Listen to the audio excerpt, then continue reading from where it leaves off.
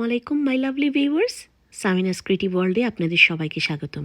আজকে আমি একটি ফিশ কারি রেসিপি নিয়ে আপনাদের সাথে প্রেজেন্ট করতে যাচ্ছি। এখানে ফিশগুলোকে আমি হলুদ, মরিচ বা রেড পেপারিকা, লবণ দিয়ে মাখিয়ে রেখে ম্যারিনেট করে রেখেছিলাম। তারপরে গরম তেলে ভেজে নিয়েছি। ইচ্ছা করলে আপনারা না ভেজেও রান্না করতে পারেন। আমি এখানে কিছু গরম মশলা তাওয়াতে টেলে নিয়েছি এবং ব্লেন্ড করেছি। সেই গরম মশলাগুলো হলো লবঙ্গ, গোলমরিচ, এলাচ, দারচিনি, তারপরে একটু জিরা, সব কিছু একসাথে মিক্সড করে তেলে ব্লেন্ড করে নিয়েছি। এরপর আমি, যদি বাসায় টক দই না থাকে তাহলে দুধ আর লেবু দিয়ে টক দই আপনারা তৈরি করে নিতে পারেন। আর যদি টক দই থাকে, টক দইয়ের সাথে ওই ব্লেন্ডিং মশলাগুলো, গরম মশলাগুলো মিক্সড করে, সাথে হলুদ, একটু রেড পেপারিকা বা চিলি মশলা যদি থাকে, একসাথে মিক্সড করে কিছুক্ষণ রেখে দিবেন।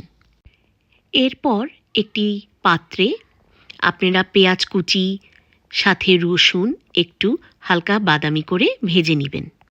ভেজে নেওয়ার পর এরপরে আপনারা ওই যে দইয়ের সাথে মিশ্রণ করে আর মশলাগুলো মাখিয়ে একসাথে ওই ভাজা পেঁয়াজের সাথে মিক্সড করে এরকম ভুনতে থাকবেন।